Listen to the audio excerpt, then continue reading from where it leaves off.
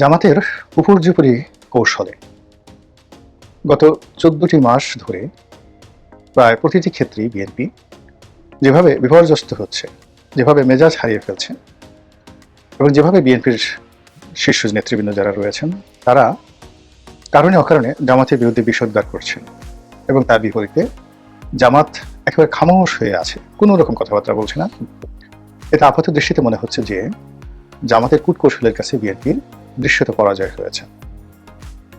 আপনি যখন একটা জায়গাতে যুদ্ধ হয়, মৌখিক যুদ্ধ, স্নায়ু যুদ্ধ, সেই স্নায়ু যুদ্ধের মধ্যে যারা স্থির থাকতে পারে ধরে নেওয়া হয় তারা বিজয়ী, আর যারা খুব অস্থির হয়ে যায় ধরে নিতে হবে যে তারা পরাজিত হচ্ছে। তো সেই দিক থেকে গত ১৪ বা ১৫ মাস ধরে আমরা সেই বিএনপি শীর্ষ পর্যায়ে যারা নেতৃবৃন্দ রয়েছেন, ইনক্লুডিং জনাব তারেক রহমান সাহেব, তারা সকলে মিলে জামাতের ব্যাপারে তাদের যে মতামত, জামাতের সঙ্গে ঐক্য করা না করা, জামাতকে বন্ধু ভাবা বা শত্রু ভাবা, আগামী দিনে জামাতকে কীভাবে মোকাবেলা করার জন্য কর্মকৌশল তৈরি করা হবে, সেই বিষয়গুলো নিয়ে অন্তত ১০ থেকে ১৫ বার তারা তাদের সিদ্ধান্ত পরিবর্তন করেছেন। তখন তাদের মনে হয়েছে যে জামাতের সঙ্গে এই মুহূর্তে ঘাটাঘাটি করা যাবে না। আবার একটু পরে মনে হয়েছে যে না, তাদেরকে জলস্থলে অন্তরিক্ষে আঘাত করতে হবে, প্রতিযোগিতা করতে হবে এবং তাদেরকে ছাড় দেওয়া যাবে না। কখনো জামাতের প্রশংসা করার চেষ্টা করা হয়েছে, আবার কখনো জামাতের সমালোচনা করা হয়েছে এবং খুব নিষ্ঠুরভাবে সমালোচনা করা হয়েছে। উত্তরে জামাত যেটা করেছে সেটা হলো নীরব থেকেছে। তারা কখনো কোনো ব্যাপারে প্রতিক্রিয়া দেখায়নি। জামাতের আমির লন্ডনে বেগম জিয়ার সঙ্গে দেখা করতে গেছেন, তারেক রহমান সাহেবের সাথে হয়তো দেখা হয়েছে, এসে একেবারে সাধারণ সাদামাটা একটা বক্তব্য দিলেন যে লন্ডনে গিয়েছিলেন এবং যেহেতু বেগম জিয়ার সঙ্গে দীর্ঘদিন রাজনীতি করেছেন, তো নেহাত সৌজন্যতাবশত তিনি তার সঙ্গে দেখা করতে গিয়েছিলেন। আবার বাংলাদেশে উনি যখন অসুস্থ হলেন, বিএনপির নেতৃবৃন্দ রয়েছেন, তারা তার সঙ্গে দেখা করতে গেছেন। জামাতের অন্য যে সকল নেতৃবৃন্দ হাসপাতালে ভর্তি হয়েছেন তাদের সঙ্গেও বিএনপি নেতৃবৃন্দ দেখা করতে গেছেন। ইতিমধ্যে বেগম খালেদা জিয়া যখন হাসপাতালে ভর্তি হলেন, এভারকেয়ার হাসপাতালে, এখনও তিনি সেখানে আছেন, সেখানেও জামাতের নেতৃবৃন্দ গিয়েছেন। কিন্তু এই সকল দেখা সাক্ষাৎ মোলাকাতের মধ্যেও তাদের মধ্যে স্নায়ুযুদ্ধ থেমে থাকেনি। বিএনপি খুব ভালো করে বুঝতে পেরেছে যে জামাত এখানে ৩ থেকে ৪টি টিম তৈরি করেছে, A team, B team, C team. তো এই সকল টিম তারা তাদের পরিচয় গোপন রেখে, কেউ হয়তো ছাত্র সংগঠনের মধ্যে, কেউ হয়তো পেশাজীবী সংগঠনের মধ্যে, কেউ হয়তো সাংবাদিকদের মধ্যে এমনভাবে মিশে আছে যে কোনটা জামাত, কোনটা বিএনপি, কোনটা এনসিপি, কোনটা ইনকলাব মঞ্চ বা কোনটা অন্য যে পেশাজীবী সংগঠনগুলো রয়েছে, এটি তারা বুঝতে পারছে না। বিএনপি এও বুঝতে পারছে না যে আওয়ামী লীগের সঙ্গে ভারতের সঙ্গে জামাতের কেমন সম্পর্ক আছে। বিএনপি এও বুঝতে পারছে না যে ডক্টর মোহাম্মদ ইউনূসের সঙ্গে জামাতের এই মুহূর্তে কেমন সম্পর্ক যাচ্ছে, এনসিপির সাথে সম্পর্ক কেমন, সেনাবাহিনীর সাথে সম্পর্ক কেমন, তা নিয়েও বিএনপির মনে যথেষ্ট সন্দেহ দানা বেঁধে উঠেছে। এর ফলে কি হলো, প্রায় প্রতিদিনই বিএনপির যারা লোকজন রয়েছেন তারা মেজাজ হারাচ্ছেন। অন্যদিকে জামাত এখানে কিন্তু প্রতিক্রিয়া তারা দেখাচ্ছেন না, মানে রিয়াকশন দেখাচ্ছে না, কিন্তু অ্যাকশন দেখাচ্ছেন। এবং জামাতের একটার পর একটা অ্যাকশনে বিএনপি রীতিমতো তছনছ হয়ে যাচ্ছে। যেমন ধরুন, শিক্ষা প্রতিষ্ঠানগুলোতে জামাতি অ্যাকশন, সেই অ্যাকশনে প্রায় সব জায়গাতেই জামাত যে ভূমিধস বিজয় অর্জন করেছে, তার সঙ্গে বিএনপি গোহারা হেরেছে। এরপর ধরুন পেশাজীবী সংগঠন, প্রেস ক্লাব নির্বাচন, এরপর বিভিন্ন সংবাদপত্রের সম্পাদক থেকে শুরু করে সাংবাদিকদের যে অংশটা পত্রিকার খবর নিয়ন্ত্রণ করে, তো সেখানে নামকাওয়াস্তে বিএনপির লোকজন হয়তো আছে বা দাপট দেখাচ্ছে, কিন্তু পত্রিকাগুলো জামাতের ব্যাপারে যে ভূমিকা পালন করছে এটি বিএনপি সামাল দিতে পারছে না।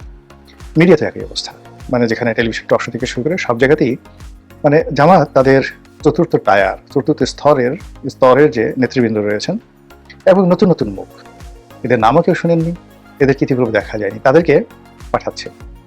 এবং এ সকল জামাতি নেতাদের সঙ্গে বিএনপির শীর্ষ নেতারা অনেক সময় টক শোতে গিয়ে বসে ঝগড়াঝাটি করে একটা বিতিশ্রী কাণ্ড ঘটিয়ে ফেলছেন এবং জামাত এটা খুব উপভোগ করছে, ভীষণ রকম উপভোগ করছে। জামাতের বেশ কয়েকজন শীর্ষ নেতা, এর মধ্যে যারা ওয়াজিন রয়েছেন, ওয়াজ করে বেড়ান, কয়েকজন সংসদ সদস্য প্রার্থী হয়েছেন, তারা বেশ কিছু বিতর্কিত মন্তব্য করেছেন, জামাত সেটা কিন্তু সামাল দিয়ে ফেলেছে।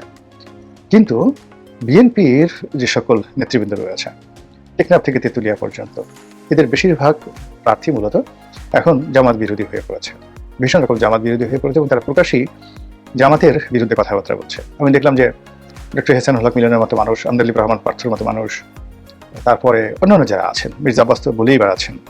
তো সবাই জামাতের ব্যাপারে যে মুখ খুলছেন, এগুলো আবার তাদের বক্তব্যগুলো ভাইরাল হয়ে যাচ্ছে। ইট মিনস জামাত বিএনপিকে যথেষ্ট গরম করে দিতে পারছে, উত্তেজনা তৈরি করে ফেলতে পেরেছে এবং বিএনপির মনে আতঙ্ক তৈরি করে ফেলেছে যে এই দলটি সব করতে পারে। এবং এখন বিএনপির সব লোক প্রকাশ্যে অপ্রকাশ্যে জামাতকে একটা গুপ্ত রাজনৈতিক দল হিসেবে আখ্যা দেয়। আর সেই গুপ্ত রাজনৈতিক দলের যে ছদ্মাবরণে সেটা বাংলাদেশে বিএনপি যে কী করছে আর জামাত যে কী করছে, এটা কোনো পক্ষে বুঝতে পারছে না। বিএনপির মিছিল বড় হচ্ছে, মিটিং বড় হচ্ছে, রাত বিরেতে তারা ঘুরে বেড়াচ্ছে, আর জামাতের মহিলারা ঘরে ঘরে ঢুকে যাচ্ছে। এই বিপুল সংখ্যক মহিলা কর্মী বিএনপির নাই, এটা হল বাস্তবতা। 2 নম্বর হলো যে বিএনপির মেজাজ খারাপ করার জন্য বিভিন্ন জায়গা থেকে শুধুমাত্র চাঁদাবাজ এই একটি শব্দ তারা বলে ফেলছে। কখনো এবি পার্টির মাধ্যমে, কখনো নুরুল হক নুরুর মাধ্যমে, কখনো সেই চরমোনাই পীর সাহেবের মাধ্যমে, কখনো তাদের নিজেদের চতুর্থ স্তরের যে নেতা রয়েছেন তাদের মাধ্যমে, কখনো এনসিপির মাধ্যমে, আবার কখনো কখনো সরকারের যারা কর্তা ব্যক্তি রয়েছে তাদের মাধ্যমে।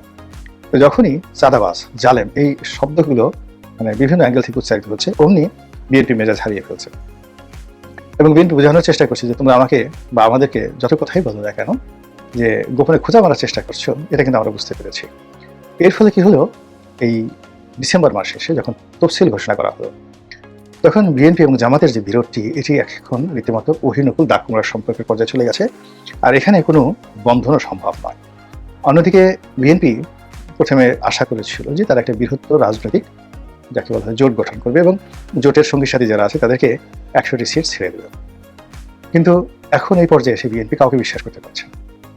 একেবারে বিশ্বাস করেন, কাউকে তারা বিশ্বাস করতে পারছে না।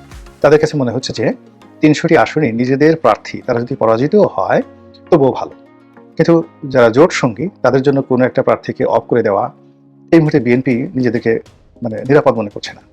বেশিরভাগ আসনে বিএনপি প্রার্থী ঘোষণা করেছে, 28টির মতো পদে এখনও তারা প্রার্থী ঘোষণা করেনি। কিন্তু এখন যে পরিস্থিতি হয়ে গেছে, বিশেষ করে ওসমান হাদির যে গুলিবিদ্ধ হওয়া, বেগম জিয়ার অসুস্থতা এবং তারেক রহমান সাহেবের 25শে ডিসেম্বর তারিখে দেশে ফেরা, এই ঘটনার মধ্যে যেটা বোঝা যাচ্ছে যে বিএনপির আসলে এখন কোনো অপশন নেই বাট টু ফাইট। তাকে এই যুদ্ধে জড়াতেই হচ্ছে, লড়াই তাকে করতে হবে।